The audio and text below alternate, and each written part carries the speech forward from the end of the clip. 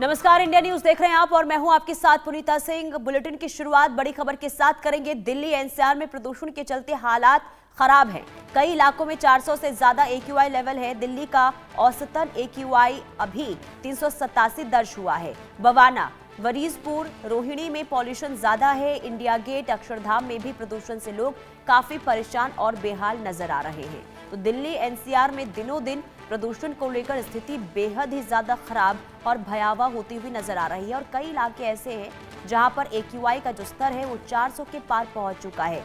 यानी कि पॉल्यूशन से धुंध की जो मोटी चादर है वो लोगों को काफी इफेक्ट कर रही है। यानी कि लोगों के हेल्थ पर इसका सीधे तौर पर असर अब दिखने लगा है, क्योंकि सबसे ज्यादा जो मरीज हैं वो आंखों में जलन और गले में खराश को लेकर वो दिखाई दे रहे हैं।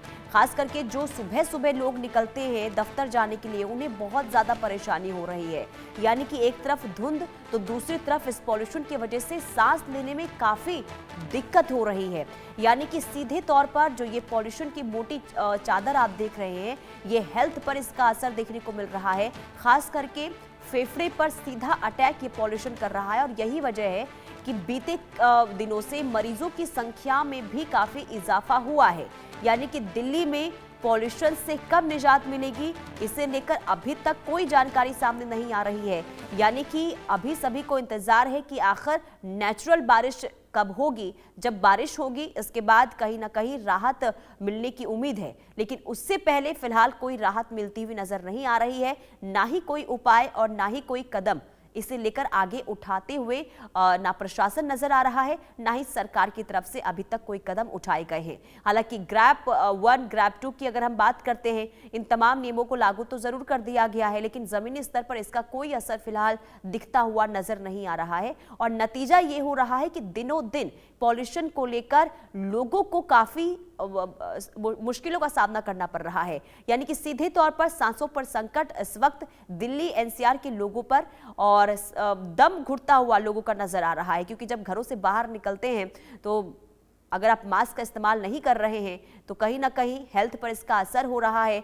और खास करके देखिए, आंखों की जलन की बात करते हैं या फिर गले में खराश हो या फिर लंग्स में जिन्हें पहले से कोई समस्या है तो उन्हें सबसे ज्यादा इस वक्त परेशानी हो रही है। बुजुर्गों पर असर देखने को मिल रहा है, जो छोटे बच्चे हैं उन पर भी असर देखने को मिल रहा है। हालांकि एहतियातन तौर पर देखिए कई इलाके हैं जहां पर अभी 5वीं तक की जो कक्षा है यानी कि जो क्लास है उसे ऑनलाइन लेने की इजाजत दी गई है। लेकिन अभी भी अब राहत कैसे मिलेगी या फिर कोई सॉल्यूशन कैसे निकलेगा, इसे लेकर फिलहाल कोई अभी पहल होता हुआ नजर नहीं आ रहा है। और नतीजा ये कि दिनों दिन पॉल्यूशन को लेकर स्थिति खराब होती हुई दिल्ली एनसीआर की नजर आ रही है। अब इसी से समझ सकते हैं कि एयर क्वालिटी इंडेक्स जो है, एयर क्वालिटी इंडेक्स, वो कई इलाकों में 400 के पार, यानी कि जब 400 के पार ये नंबर्स पहुंच जाते हैं इसका मतलब ये कि स्थिति बहुत ही ज्यादा खराब है। यानी कि वायु की जो गुणवत्ता है बहुत ही ज्यादा खतरनाक स्थिति में है। और कई इलाके ऐसे जो रेड जोन में इस वक्त हैं, यानी कि 400 से 500 के बीच एक्यूआई जहां पर है तो वो इलाके रेड जोन में आ जाते हैं। और ऐसे में स्थिति बहुत ही ज्यादा भयावह इस वक्त दिल्ली एनसीआर की बनी हुई है। भावना सिसोदिया दिल्ली से हमारे साथ लाइव जुड़ चुकी हैं। भावना, दिल्ली की क्या तस्वीर आज की है, क्या है एक्यूआई? जी देखिए, मैं आपको बता दूं, दिल्ली का एक्यूआई जो है फिलहाल 381 बना हुआ है। वहीं दिल्ली में तमाम ऐसे हॉटस्पॉट हैं जहां पे एक्यूआई लेवल लगातार 400 के पार देखने को मिल रहा है। आनंद विहार की बात की जाए, बवाना की बात की जाए, अशोक विहार, वजीरपुर या फिर पश्चिम विहार की बात की जाए, यहाँ पर एक्यूआई लेवल लगातार जो है 400 के पार बना हुआ है। वहीं इन सब चीजों को देखते हुए दिल्ली में जो है ग्रैप 3 को भी लागू कर दिया गया है। दिल्ली सरकार की तरफ से बच्चों को देखते हुए फैसला लिया गया है कि हाइब्रिड मोड पर जो है क्लासेस चलेंगी, ऑनलाइन ऑफलाइन दोनों तरीके से। अभिभावकों को सूचित कर दिया गया है।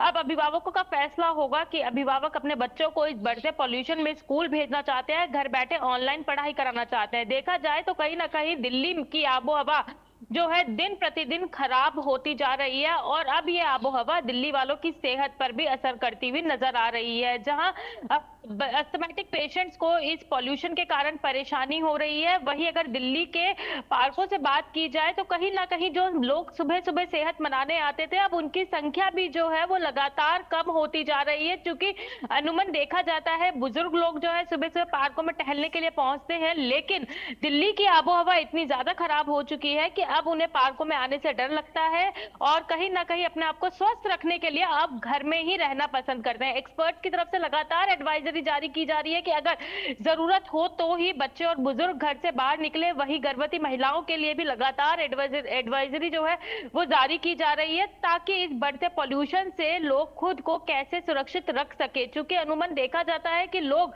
घरों से बाहर निकलते हैं एक्सरसाइज जिम वगैरह करने के लिए, लेकिन अब आबोहवा इतनी खराब है कि अगर घरों से बाहर निकलते हैं तो कोई ना कोई बीमारी साथ लेकर जाते हैं। एक्सपर्ट साफ तौर पे कहते हुए नजर आ रहे हैं जिस तरीके से आबोहवा खराब हुई है, एक्यूआई लेवल लगातार भावना 400 के जो पार स्थिति देखने को अभी बनी हुई है, ऐसे में लोगों को घरों से बाहर निकलना भी नहीं चाहिए। यानी कि मॉर्निंग वॉक के लिए निकलते थे या फिर योगा करने के लिए। देखिए लोग जो है खुले पार्क में योगा करते थे ताकि सुबह सुबह जो फ्रेश एयर है वो लोगों को मिले, लेकिन अब ये फ्रेश एयर बहुत ज्यादा जहरीली हो गई है और ऐसे में सही भी है अगर लोग घरों से बाहर ना निकल रहे हैं तो। लेकिन ग्रैब 3 जिसे लागू किया गया है, इसके बाद क्या स्थिति वहां पर बनी हुई है? क्या इन नियमों का पालन हो रहा है भावना? जी देखिए, अगर ग्राउंड पे बात की जाए तो ग्राउंड पर तो किसी भी तरीके के नियमों का पालन होता नजर नहीं आ रहा है। जिस तरीके से अगर ग्रैब 3 के नियमों की बात की गई, तमाम वाहनों को पूरी तरीके से प्रतिबंधित कर दिया गया है, लेकिन अगर दिल्ली की सड़कों पर देखा जाए तो वाहन पूरी तरीके से दौड़ते हुए नजर आ रहे हैं। BS4 BS3 के वाहनों को लेकर सतर्कता बरती जा रही है, लेकिन खास बात यह होती है कि जिस तरीके से ग्रैब 3 के नियमों को लागू किया गया है, पड़ोसी राज्य से आने वाले बाहरी वाहन दिल्ली में एंट्री ले पाते हैं नहीं ले पाते हैं, ये देखना बहुत अहम हो जाता है। वहीं अगर बात की जाए जिस तरीके से ग्रैब 2 के नियम लागू किए गए थे, वहीं विंटर एक्शन प्लान की घोषणा की गई, लेकिन ग्राउंड पर विंटर एक्शन प्लान जो है लागू होता नजर नहीं आ रहा है। मैकेनिकल स्वीपिंग की बात की गई थी, लेकिन दिल्ली की सड़कों पर जो है मैनुअल स्वीपिंग, लोग सफाई कर्मचारी झाड़ू लगाते हुए नजर आ रहे हैं, जो कि एक बड़ी वजह बनती है कि डस्ट पार्टिकल जो है इस बढ़ते प्रदूषण का कारण बनते हैं। वाटर स्प्रिंकलिंग मशीन दिल्ली की कुछ तमाम सड़कों पर काम करती हुई नजर आ रही है। अगर पूरी जगहों पर बात की जाए तो पूरी जगहों पर किसी भी तरीके से वाटर स्प्रिंकलिंग मशीन जो है काम करती हुई नजर नहीं आ रही है। जो हॉटस्पॉट एरिया है वहां पर जरूर देखने को मिल रहा है, लेकिन ये कहा जा सकता है कि जिस तरीके से दिल्ली की आबोहवा इतनी खराब श्रेणी में पहुंच गई है, कहीं ना कहीं अब दिल्ली वालों को इंतजार है आखिरकार ये आबोहवा कब सही होगी, क्योंकि इस बढ़ते प्रदूषण से अब दिल्ली वाले भी परेशान होते नजर आ रहे हैं। खासतौर से जिनके बच्चों की सेहत के ऊपर असर पड़ रहा है, कहीं ना कहीं वो अभिभावक बहुत ज्यादा परेशान होते नजर आ रहे हैं। तो अब देखना यही होगा कि आखिरकार इस बिगड़ती आबोहवा से दिल्ली वालों को कब राहत मिलती है। नहीं, राहत कैसे मिलेगी भावना? क्योंकि देखिए नेचुरल बारिश का इंतजार हो रहा था। अब जो समय यानी कि मौसम वैज्ञानिकों की तरफ से कहा गया था कि 5 से 6 तारीख के बीच में बारिश होगी, लेकिन ऐसा हुआ नहीं और यही वजह की स्थिति और भी ज्यादा भयावह होती हुई नजर आ रही है। नियम लागू कर दिए गए, उसका पालन नहीं हो रहा है, तो आखिर राहत कैसे मिलेगी? क्या कोई और विकल्प इस वक्त प्रशासन की तरफ से, सरकार की तरफ से अभी लाया जा रहा है ताकि फिलहाल के लिए किसी भी तरीके से लोगों को इस दम घोटू हवा से निजात मिल सके? देखिए पुनीता, लगभग 1 महीने का समय बीत चुका है जब दिल्ली की आबोहवा जो इतनी खराब श्रेणी में पहुंच चुकी है। अगर सरकार की बात की जाए तो सरकार ने विंटर एक्शन प्लान की घोषणा तो करी, लेकिन विंटर एक्शन प्लान किसी भी तरीके से दिल्ली की सड़कों पर लागू होता नजर नहीं आ रहा है। आगे को लेकर के आने वाले दिनों को लेकर सरकार किस तरीके का मंथन कर रही है, फिलहाल इसको लेकर भी किसी तरीके से औपचारिक बयान सामने नहीं आया है। लेकिन ये कहा जा सकता है कि IMD एक बात कहती हुई जरूर नजर आई है। IMD ने अलर्ट जारी कराया है, जो बारिश 6 या 7 नवंबर को दिल्ली में होनी थी, आस पड़ोस के राज्यों में होनी थी, वहीं कहीं ना कहीं पश्चिमी विभोग में बदलाव के चलते जिस तरीके से दिल्ली में सर्दियां दस्तक दे चुकी है, वहीं उम्मीद लगाई जा रही है कि 14, 15 या 16 नवंबर को दिल्ली में बारिश हो सकती है। अगर बारिश होती है तो ये बात बिल्कुल सही है कि जहां बढ़ते प्रदूषण से दिल्ली वालों को राहत मिलेगी, वहीं कड़ाके की सर्दी का सामना भी दिल्ली वालों को जरूर करना पड़ेगा। लेकिन बढ़ते प्रदूषण को देखते हुए अब दिल्ली वालों को इंतजार है कि अगर आखिरकार बारिश होती है तो कहीं ना कहीं इस बढ़ते प्रदूषण की समस्या से AQI लेवल से दिल्ली वालों को राहत मिल सकती है। और वहीं अगर सरकार की बात की जाए तो सरकार अभी फिलहाल चुप्पी ठाने में बैठी हुई नजर आ रही है। किसी भी तरीके से देखा जाए तो आगे की किस तरीके की रणनीति है, किस तरीके से आगे की प्लानिंग की जा रही है, इसको लेकर अभी सरकार कुछ भी बोलती हुई नजर नहीं आ रही है। रणनीति तो फिलहाल अभी नजर नहीं आ रही है भावना। हो सके जो स्थिति अभी बनी हुई इसके बाद सरकार की आंखें खुले और कोई कदम उठाया जाए। गाजियाबाद से अनिल चौधरी हमारे साथ बने हुए हैं। अनिल, गाजियाबाद को लेकर अपडेट दीजिए, क्या है AQI वहां का?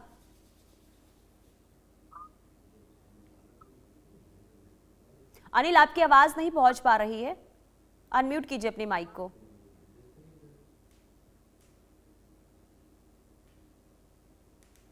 जी